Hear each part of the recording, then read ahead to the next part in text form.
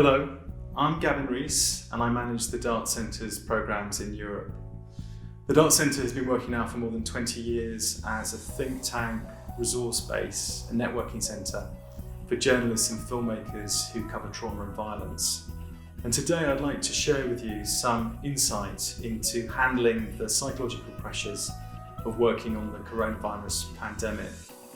Now, the advice that I'm about to share with you comes mostly from the journalists in our network, but it's also backed up by recent research in trauma science. Now, journalists are very resilient. They're used to working on challenging stories. Working during this time, however, presents additional challenges. First of all, the dramatic news flow is unrelenting. That makes it harder to recuperate and to reset our stress levels back to baseline. And also, detaching from the story and building in a protective distance is more challenging when our families or ourselves can be affected by the virus. Then there's the fear of getting infected or infecting our sources, something many journalists in the field are struggling with right now. Not everybody's in the same situation, of course. Some journalists are working flat out on COVID stories, others are wondering where the next assignment is going to come from. Now, people tend to think of resilience as a set quantity, something that people either have or don't have, but actually it's something that's always in dynamic balance. There's an overwhelming body of research that shows that one of the most important single factors in resilience is social connection. Now, that's being disrupted by coronavirus. So the question is, what might one do to put some extra ballast under that pillar of resilience? And one thing that some of the freelance journalists in our network have been doing is holding virtual editorial meetings with colleagues. They could be freelancers working on other stories, but just something that gives them the opportunity to share advice. We hear a lot about the importance of people reaching out when they're in trouble. It's also important to reach in. So if you're a journalist and you have concerns about a colleague, maybe make an extra effort to check in with them, find out how they're doing. So given how stressful working on COVID-19 stories are, it's important that you think about planning your time a little bit differently.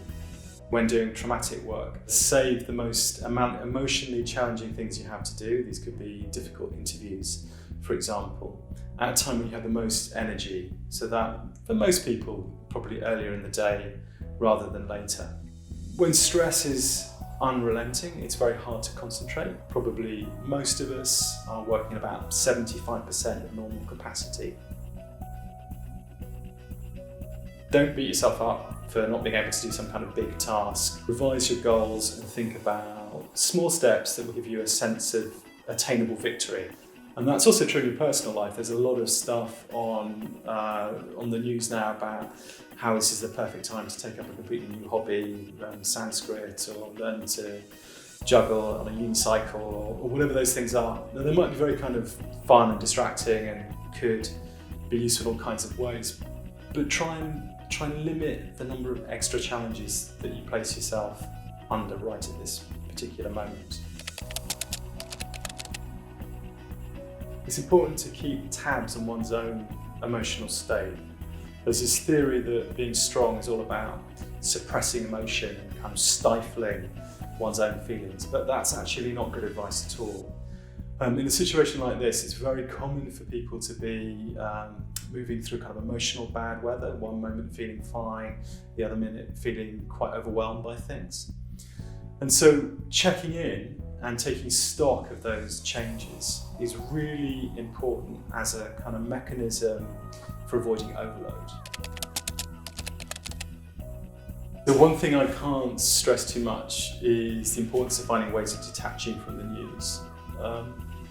Now, of course, as a professional journalist, you'll need to know what's happening in the world. But it's really good to keep news exposure within a box, and that's because it's an occupational health hazard. When we're experiencing chronic stress, that translates into physical tension in the body. So muscular tension, people's breathing often becomes shallower. So it's really useful to have a series of techniques, or at least something that you can do to dampen down the physical bodily impact of stress.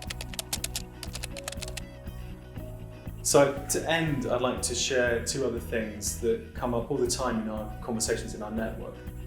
The first is the importance of finding small positive things. So that could be an aspect of the story, it could be something to do with social connection with somebody one meets covering the story, it could be to do with nature, just simply delighting in the natural environment. Something that helps put ground and under one's feet and restore optimism. The second thing is the importance of taking a little bit of extra time to pause and remind oneself of why one's doing this job. There's nothing more important than professional validation and thinking about one's mission.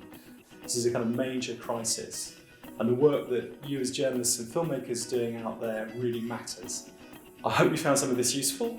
We're hoping to do some more videos like this, and take care.